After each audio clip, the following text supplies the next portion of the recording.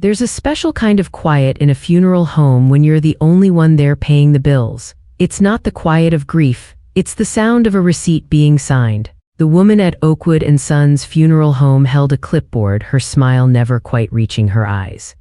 I slid the check for $9,400 across the counter. My hand was steady. My phone, on the other hand, was silent. It had been for 3 days, not one ring, not a single text message. I'd called Elias twice.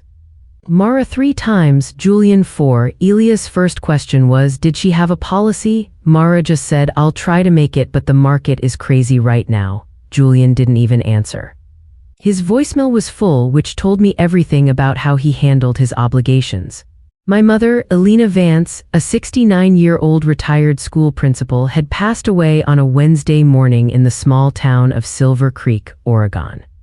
And I was the only one of her 3 kids sitting in that room signing that check. The woman behind the desk asked, will the family be splitting the cost? I told her, no, it's just me. She didn't look surprised. In a town like Silver Creek, people knew the Vance family. They knew who showed up for the holidays and who sent a gift card. They knew who answered the phone. I capped my pen, pushed the check forward, and had one clear thought. They are going to regret this, not because of anything I would do, but because of what my mother had already done. 14 months before I wrote that check, my mother was on her back porch, sitting in a wooden rocker that squeaked every 5 seconds. I'd timed it. She had a nasal cannula and an oxygen concentrator humming beside her like a loyal dog. Copped 4 years in, the doctors said her lungs were at 28% capacity. For her, stairs were a major negotiation. Laughing too hard was a genuine risk. Every evening, I'd drive the 15 minutes from my apartment after closing the books at Silver Creek Accounting Asterisk, the firm where I'd worked since I was 22. Most nights I brought her dinner. Tuesdays were roasted chicken, Thursdays were vegetable soup from the place on Main Street. She never asked me to come, I just did. One Thursday she was quieter than normal. She watched me unpack the food and said, I need to talk to Arthur about the trust. Arthur Bell was the family lawyer, his office right above the bakery on the square. He'd handled my parents' affairs since my dad left back in 2005. I set her fork on a napkin. Okay, I said. I want to make sure the terms are clear, she added. I didn't ask for details. My mother was precise with her words. 40 years of teaching does that to you. When she said clear, she meant unbreakable. She called Arthur the next morning. I drove her to his office the following Tuesday. She went in alone while I sat in the hall, flipping through a gardening magazine. She came out 45 minutes later, tucked a leather folder into her purse, and said, let's get lunch. We went to the diner on River Street. She ordered a slice of blueberry pie and didn't mention the trust again for 13 months. That was my mother. She made decisions like a teacher grading a final exam, precise, final, and built to last. Elias is the oldest. He's 40, lives up in Seattle with his wife, Sarah, and manages a tech startup. He says, I'll be there. The way other people say sounds good. It fills the silence but doesn't mean a thing. In the 14 months of my mother's decline, Elias visited once, for Thanksgiving. He stayed 2 nights and spent most of that time on his phone. That December, when Mama's oxygen bill hit $380 and Medicare wouldn't cover the portable unit, I called him. He said things were tight. I paid the bill. When she needed a ride to a specialist in Portland, an hour away, I called him. He said he'd try to come down that weekend. He didn't. I drove her. When the specialist said the next 12 months would be critical, I called Elias to tell him, just keep me posted, he said. That became his go-to phrase, a way to sound involved without any of the effort. It cost him nothing. He said it every single time. So I'd text him updates, oxygen levels, new prescriptions. The night she fell and I found her on the bathroom floor at 10 p.m. holding her wrist. His response to that one, a thumbs up emoji. An emoji for the woman who drove him to school for 6 years and co-signed his first apartment lease. The woman who lent him $5,000 for his startup and never asked for it back. He sent a thumbs up. I saved that text. I saved all of them. I wasn't sure why yet, but my mother taught me to keep receipts. Mara is the middle child, 38. She lives in San Francisco, sells luxury real estate, and posts about it constantly. She became unreachable after her divorce. She'd text back but never answer a call. Her texts were always one-liners. So busy right now, I'll call you back. Sending love. She never called back. In those 14 months, my mom called Mara 19 times. Mara picked up twice. I know this because Mama kept a little notebook by the phone, an old teaching habit. She logged the date, the time, and who answered. 19 calls, 2 answers. The second time, Mara promised she would definitely come for Christmas. She didn't. She sent a gift basket that arrived 4 days late. The card read, "Thinking of you, Mom." With an exclamation point doing all the heavy lifting. Mama left the basket on the counter untouched. I threw it out 2 weeks later. That basket was Mara's love in a nutshell.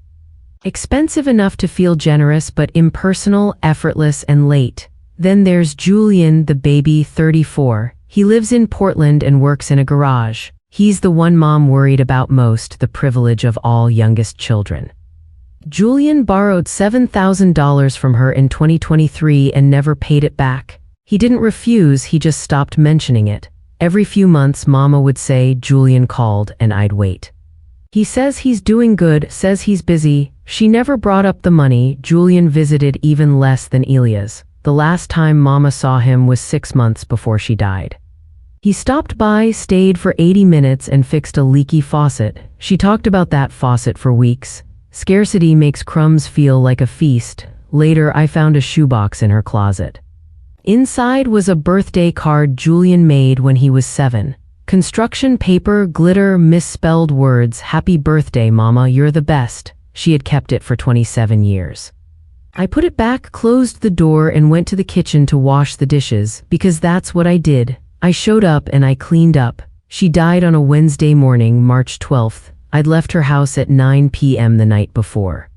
Her neighbor, Clara, who had a key, found her. She called me at 5:50 a.m. "She looks peaceful," Clara said. "I don't know if that's true or if it's just what people say." I got to the house in 10 minutes.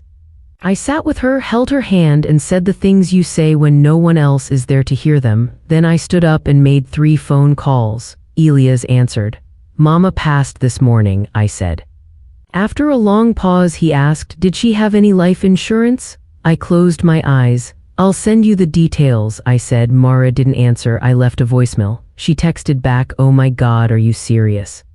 I'll try to make it. When is the funeral?" Just logistics and that conditional verb, try asterisk. Julian didn't answer. His voicemail was full. I texted him, "Mama died this morning, call me." He read it. I saw the receipt. No reply. I sat on my mother's porch in her rocking chair, listening to it squeak, and then I called Arthur Bell. Arthur's office smelled like old paper and lemon polish.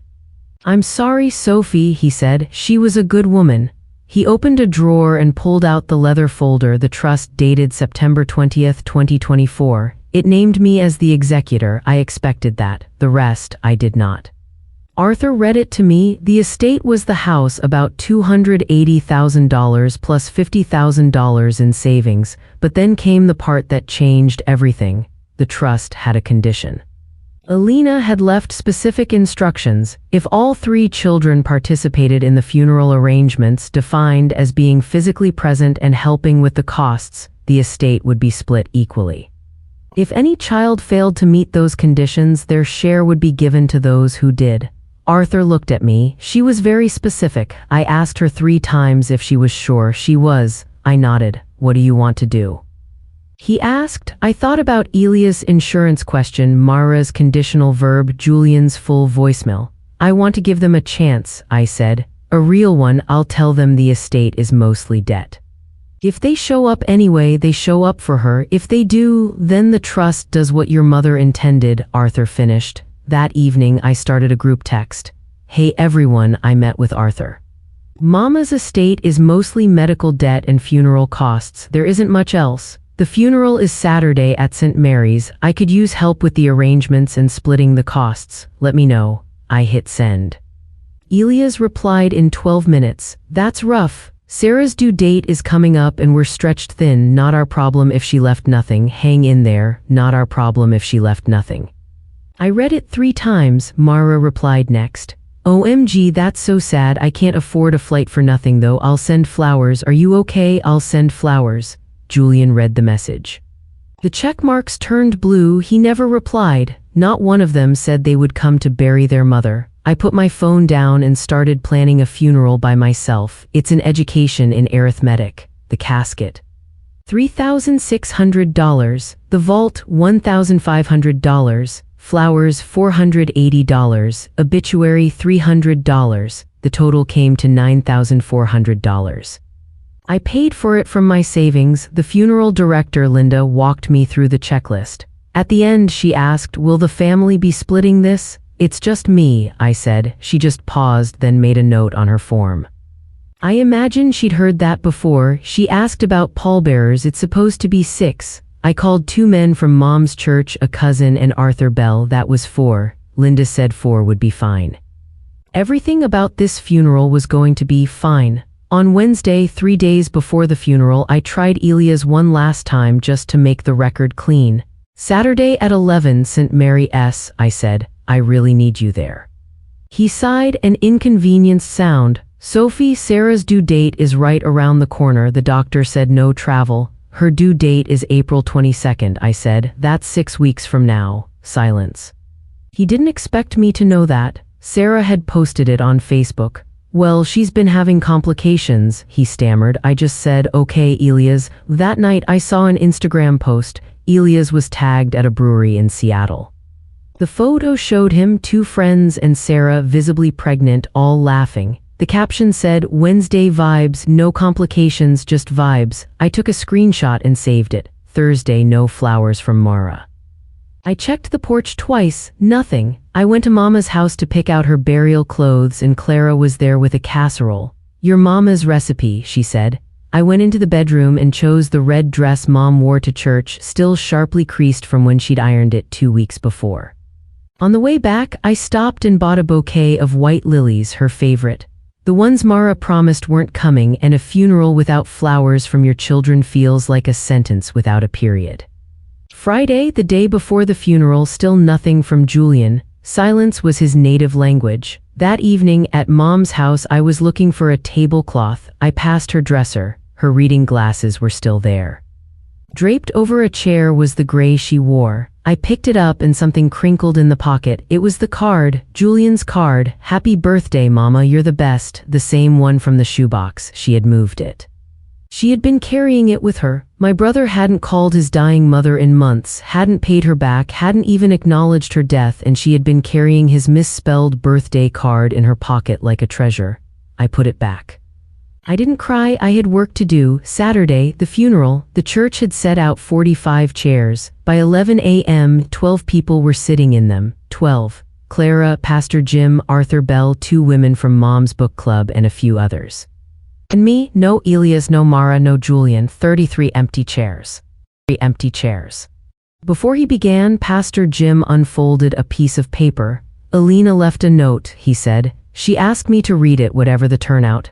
He read, "I asked God for good children. He gave me 3, one of them answered." He folded the paper. He didn't need to add anything. The sentence hung in the air like a bell that had just been struck. I looked at the empty chairs. I looked at the casket. One of them answered. She meant me. I gave the eulogy I'd written the night before on a legal pad. I stood up and I told the truth. My mother was a teacher. She complained about the price of gas and the neighbor's dog, but she never complained about being left. I held up her little blue notebook. She didn't ask for perfection. She asked for a Tuesday evening, a phone call, a ride to the doctor. She asked for things that only cost time.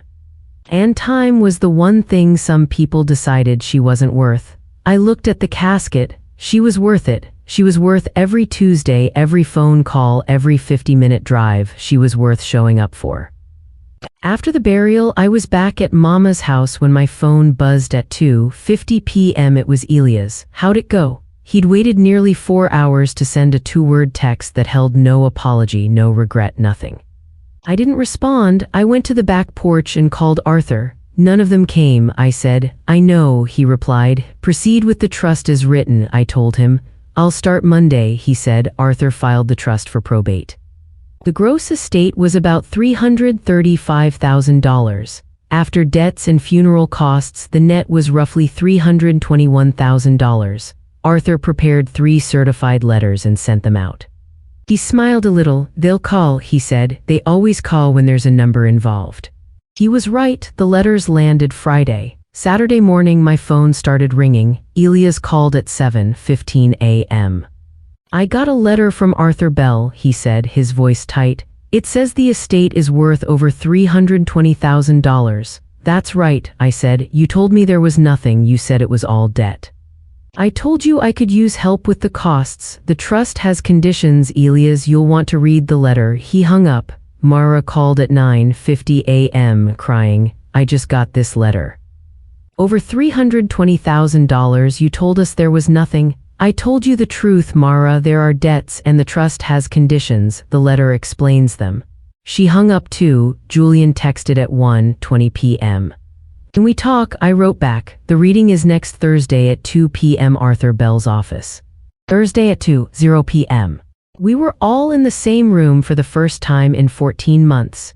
Elias arrived first, refusing to look at me. Mara flew in from San Francisco for the money, not the funeral. Julian came in last, sitting by the door. Arthur closed the door. "Thank you all for coming. Elena Vance executed this trust on September 20th, 2024. She was of sound mind and acting of her own volition.